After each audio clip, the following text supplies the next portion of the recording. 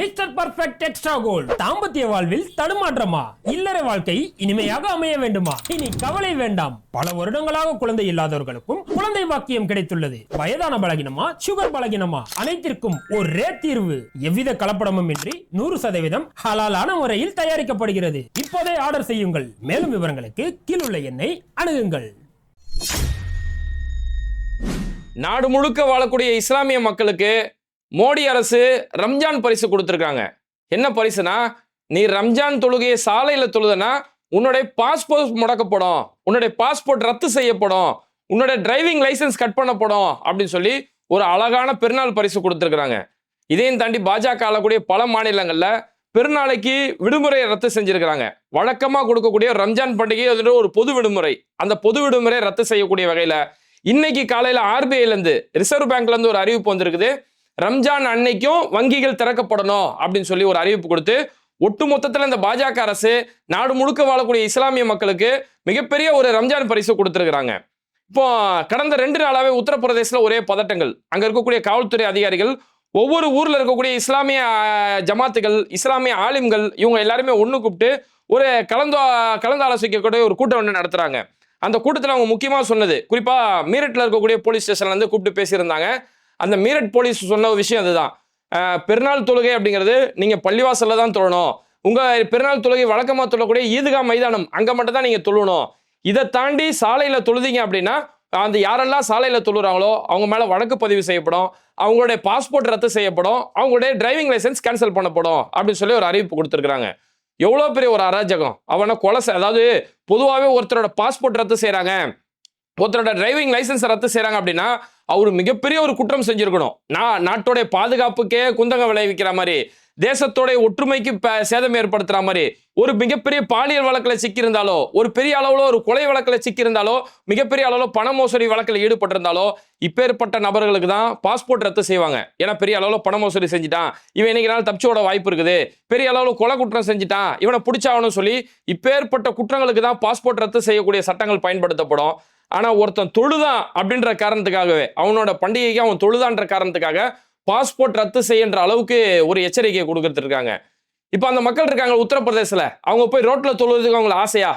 வேற இடம் இல்லாமல் அவங்க வந்து ரோட்டில் தொழுறாங்க. ரோட்டில் தொழக்கூடிய அளவுக்கு இங்கே பாஜக அரசு தானே அவங்களை நிர்பந்தப்படுத்திட்டு இருக்குது. இருக்கக்கூடிய பள்ளிவாசலை இடிச்சு நாசப்படுத்திடுறீங்க. 400 வருஷம் 500 வருஷம் பிரம்மாண்டமாக இருந்த பல பள்ளிவாசல்களை அந்த பள்ளிவாசலை இடிச்சு நாசப்படுத்திட்டு அங்கேயே ராமர் கோயில் திறந்துட்டீங்க. மீதி இருக்கக்கூடிய பள்ளிவாசல் இது வந்து கிருஷ்ணர் பிறந்த இடம்னு சொல்லி அந்த பள்ளிவாசலுக்கிலே சிலையை கொண்டு போய் பூஜை செய்யறதுக்கான ஏற்பாடு பண்ணிட்டீங்க. இன்னும் நாடு முழுக்க நாங்கள் 3000 பள்ளிவாசல் நாங்கள் குறி வச்சிருக்கோம் அப்படின்னு குறி வைக்க ஆரம்பிச்சிட்டீங்க. சம்பல் மாதிரியான பள்ளிவாசல்களில் இங்கே என்ன இருக்குன்னு நாங்கள் தெரிஞ்சுக்கணும்னு ஆய்வு பண்ணணும்னு சொல்லி ஆய்வு பண்ண போய் அங்கே துப்பாக்கி சூட்டை நடத்துறீங்க. அப்போ இருக்கக்கூடிய பள்ளிவாசல்லாம் பிடுங்கக்கூடிய காரியங்கள் ஈடுபடுறீங்க. பல பள்ளிவாசலில் புல்டோசர் வச்சு இடிச்சக்கூடிய அராஜகங்கள் செஞ்சிருக்கீங்க. அப்போ இருக்கக்கூடிய பள்ளிவாசல் எல்லாம் பிடுங்கிட்டதுக்கு அப்புறம் அந்த உத்தரப்பிரதேசம் இந்தியாவிலே இஸ்லாமியர்கள் அதிகமாக வாழக்கூடிய ஒரு இடம் உத்தரப்பிரதேசம். அதனால தான் யோகி ஆதித்யநாத் சொன்னாரு, இந்த தேர்தல் இது 80க்கு 20க்கு நடக்கக்கூடிய தேர்தல், 20% இருக்கக்கூடிய இஸ்லாமியர்களுக்கும் 80% இருக்கக்கூடிய இந்துக்களுக்கு நடக்கக்கூடிய தேர்தல் சொன்னார் இல்லையா? அப்போ இந்தியாவிலே அதிகமாக இஸ்லாமியர் வாழக்கூடிய இடம் அந்த உத்தரப்பிரதேசம். அங்கே இருக்கக்கூடிய பள்ளிவாசல் எல்லாம் இந்த மாதிரி பண்ணதுக்கு அப்புறம் அந்த மக்கள் வேற எங்கே போவாங்க? இப்போ மீதி 1-2 பள்ளிவாசல் இருக்குது. அந்த பள்ளிவாசல் அவங்களுக்கு இடம் பத்தாது. பெருநாள் தொழுகைக்கு அதிகமான கூட்டங்கள் வரும். அப்போ அந்த பள்ளிவாசல் இடம் பத்தலைன்னும் போது அந்த பள்ளிவாசலை ஒட்டி இருக்கக்கூடிய அந்த சாலையெல்லாம் அவங்க தொழுவாங்க. சாலையில் தொழுதா கூட ஒன்று ரோடை மறைச்சிட்டு போகிற வர வண்டியில் அனுப்பி நீங்கள் யாரும் போகக்கூடாது அப்படின்னு தொழுவ போகிறதில்ல. அந்த பள்ளிவாசலை ஒட்டி இருக்கக்கூடிய அந்த தெரு இருக்கு இல்லையா, அந்த தெருவில் தொழ போகிறாங்க. இதெல்லாம் தொழுவுறது என்னவோ அன்னைக்கு ஒரு நாள் முழுக்க ஆக்கிரமிக்க போகிறது கிடையாது. வெறும் 10 நிமிஷம் தான். ஒரு பெருநாள் தொழுகைன்றது 2 ரக்காத் தொழுவாங்க. வெறும் 10 நிமிஷம் மட்டும்தான். பள்ளி நிறைஞ்சிடும். ஒருவேளை பள்ளிவாசல இடம் பத்தல, இஸ்லாமியர்கள் அதிகமாக வசிக்கக்கூடிய இடம் அப்படிங்கிற பட்சத்தில் தான் அந்த சாலையில் அந்த தெருக்களில் தொழுவ போகிறாங்க. இந்த 10 நிமிஷம் கூட நீ வெளியில தொழுத அப்படின்னா உன்னுடைய பாஸ்போர்ட் ரத்து செய்யப்படும் சொல்லி முழு இஸ்லாமிய வன்மத்தோட, இஸ்லாமிய வன்மத்துக்காக, இஸ்லாமிய வெறுப்புக்காக மட்டுமே நாங்கள் ஆட்சி செஞ்சுட்டு இருக்கோம்னு சொல்லி பாஜக ஆளக்கூடிய மாநிலங்களோட நிலைமை இந்த மாதிரி இருந்துட்டு இருக்கு. இல்ல இதே உத்தரப்பிரதேசல எத்தனையோ விழாக்கள் அங்கே நடந்துட்டு இருக்குது. அங்க ஒரு விநாயகர் சதுர்த்தி விழா நடந்தாலும் 1 வாரம் வரைக்கும் தெருக்கல்ல வச்சுதான் பூஜை செய்யறது வழக்கம். அதை எந்த ஒரு இஸ்லாமியரும் ஏன் இப்படி தெருவில் வச்சிருக்கீங்க அப்படின்னு சொல்லி யாருமே இது வரைக்கும் கேள்வி கேட்டது கிடையாது. கண்வார் விழா நடக்கும். பல மக்கள் அந்த தெருக்கள் வழியா நடந்து போவாங்க. அங்க பாத யாத்திரை போவாங்க. கண்வார் பாத யாத்திரை அதுவுமே எல்லாமே தெருக்கல்ல தான் நடக்கும். இப்ப நடந்த கும்பமேளா முதற்கொண்டு இப்படி எல்லா விஷயங்களையும் இப்போ ஹோலி பண்டிகை நீங்க மசூதியை மூடிங்க, ஏன்னா நாங்க ஹோலி பண்டிகை கொண்டாடணும்னு சொல்லி மசூதியை மூடி தெருக்கல்ல ஹோலி பண்டிகை கொண்டாடுறது, இந்த ஹோலி பண்டிகைக்காக ஊர்வலம் நடத்துறதுன்னு சொல்லி இவ்வளவு விஷயங்கள் அந்த தெருக்கல்ல தான் செஞ்சுட்டு இருக்காங்க. இதையும் தாண்டி ராமநவமி, ராமருக்கு பிறந்தநாள் கொண்டாடுறதுக்காக பள்ளிவாசல் வாசல்ல வந்து டிஜே ஸ்பீக்கர்லாம் போட்டு பெரிய அளவுல விருப்ப பாடல்கள் பாடுவாங்க. இப்படி எல்லாமே தெருக்கல்ல இப்பேற்பட்ட விழாக்கள் கொண்டாடுறதுக்கு முழு அதிகாரம் முழு அங்கீகாரம் எல்லாமே கொடுத்துட்டு இங்க ஒரு 10 நிமிஷம் அவன் இடம் பத்தலங்கிறதுக்காக அந்த பள்ளிவாசலை ஒட்டி இருக்கக்கூடிய வாசல்ல தொழுறான். இங்க நீ தொழுதா அவன் பாஸ்போர்ட் முடக்கப்படும்.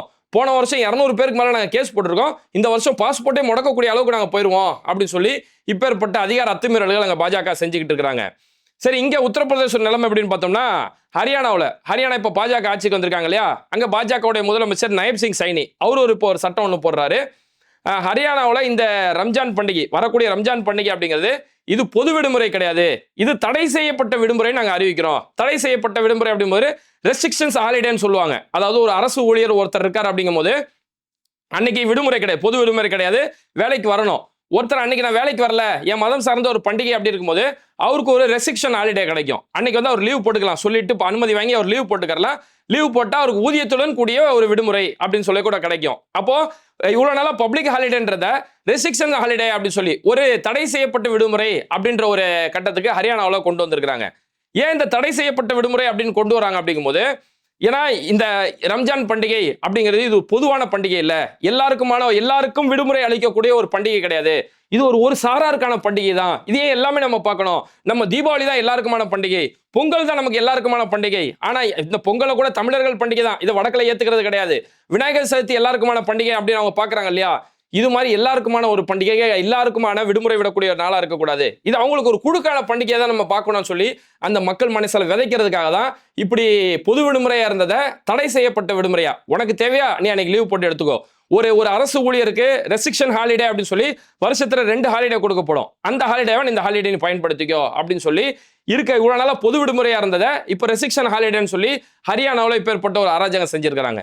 இதெல்லாம் நடந்துட்டு இருக்கும்போது ஆர்பிஐல இருந்து இன்னைக்கு காலையில ஒரு அறிவிப்பு வருது. ரிசர்வ் பேங்க் ஆஃப் இந்தியால இருந்து இந்த ரம்ஜான் பண்டிகை அன்னைக்கு எல்லா வங்கிகளுமே திறக்கப்படும், எல்லா வங்கிகள் எங்கெல்லாம் கவர்மெண்ட் டிரான்சாக்ஷன் நடக்குதோ அந்த எல்லா வங்கிகளும் திறக்கப்படும். அவங்களுடைய ஏஜென்சி வங்கிகளா எதெல்லாம் இருக்குதோ அந்த வங்கிகள் எல்லாமே ரம்ஜான் அன்னைக்கு அந்த வங்கிகள் எல்லாம் திறக்கப்படும் சொல்லி ஆர்பிஐ சார்பில் இருந்து அறிவிப்பு. அப்ப இத்தனை நாளா ரம்ஜான் பண்டிகை, அதாவது நம்ம இவ்வளவு நாள் ஒரு மத பாரபட்சம் இல்லாம தான் வாழ்ந்துட்டு இருந்தோம். தீபாவளியா எல்லாருக்குமான ஒரு விடுமுறை ஒரு நாளாக பார்த்துட்டு இருந்தோம். ஒரு நியூ இயர் எல்லாருக்குமான ஒரு விடுமுறை, ஒரு கிறிஸ்துமஸ் பண்டிகை எல்லாருக்குமான விடுமுறை, ஒரு ரம்ஜான் பண்டிகை எல்லாருக்குமான விடுமுறையா பார்த்துட்டு இருந்தோம். ஆனா இது எல்லாருக்குமான விடுமுறை எல்லாம் கிடையாது. இப்போ தீபாவளி பண்டிகை அதுதான் எங்களுக்கான பண்டிகை, ஒரு அரசு விடுமுறை உள்ள கூட பண்டிகை.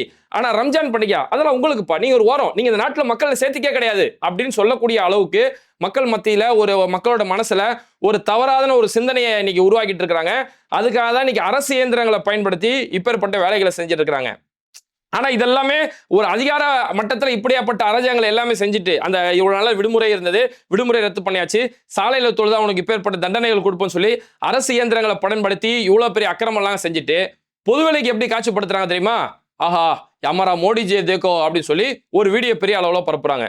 மோடிஜி 32,000 மசூதிகளுக்கு ஒரு பள்ளிவாசலுக்கு 100 கிட்டு கொடுக்குறாராம். அந்த கிட்ல ரம்ஜான் கிட்டுன்னு சொல்லி கொடுக்குறாரு. அந்த கிட்ல என்னெல்லாம் இருக்குன்னு பார்த்தோம்னா எண்ணெய், மாவு, அரிசி, அப்படி வீட்டுக்கு தேவையான அத்தியாவசிய உணவுப் பொருட்கள் இதெல்லாமே கொடுத்து ரம்ஜான் பரிசு பொருளா மோடிஜி வந்து கொடுக்குறாரு. ஒரு பள்ளிவாசலுக்கு 100 குடும்பத்துக்கு மேனிக்கு இது மாதிரி ஏழை முஸ்லிம்கள் அவங்க ரம்ஜான் பண்டிகையை நல்லபடியா கொண்டாடுறதுக்காக 100 குடும்பங்கள் மேனிக்கு இந்த மாதிரி 32,000 பள்ளிவாசல் கொடுக்குறாரு. கிட்டத்தட்ட 32 லட்சம் ஏழை இஸ்லாமியர்களுக்கு மோடிஜி வந்து பெருநாள் பரிசு கொடுத்திருக்காரு.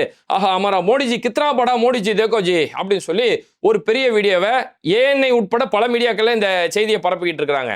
அப்ப வெளிரங்கத்துல அவங்க போடக்கூடிய முகமுடின இவங்க பாஜகவுடைய ஆட்சி எல்லாருக்குமான ஒரு ஆட்சி, சப்கா சாத் சப்கா விகாஸ், எல்லாருக்குமா நாங்க ஆட்சி செஞ்சுட்டு இருக்கோம் அப்படின்னு சொல்லி வெளிரங்கத்துல இப்பேற்பட்ட ஒரு முகமுடி போடுறது.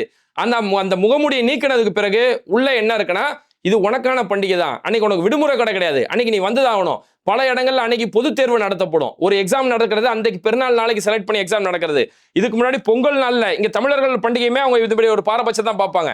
பொங்கல் அன்னைக்கு பல நேரங்களில் தேர்வுகள் எப்படி வச்சாங்களோ அதே மாதிரி பல நேரங்களில் பெருநாள் அன்னைக்குமே தேர்வுகள் வைக்கக்கூடிய அளவுக்கு இப்பேற்பட்ட நிலைமைகளை நோக்கி நகர்ந்து போயிட்டு இருக்காங்க. சரி, இங்க இஸ்லாமியர்களுக்கு நாங்க பெருநாள் பரிசு கொடுக்குறோம், ரம்ஜான் பரிசு கொடுக்குறோன்றாங்கல்ல, இதுல இவங்க உண்மையா இருந்திருந்தா இங்க உத்தரப்பிரதேச அரசை கண்டிச்சிருக்கணும். ஒரு 10 நிமிஷம் ரோட்ல தொழுதாலும் உங்களுக்கு என்ன ஆயிருப்போகுது?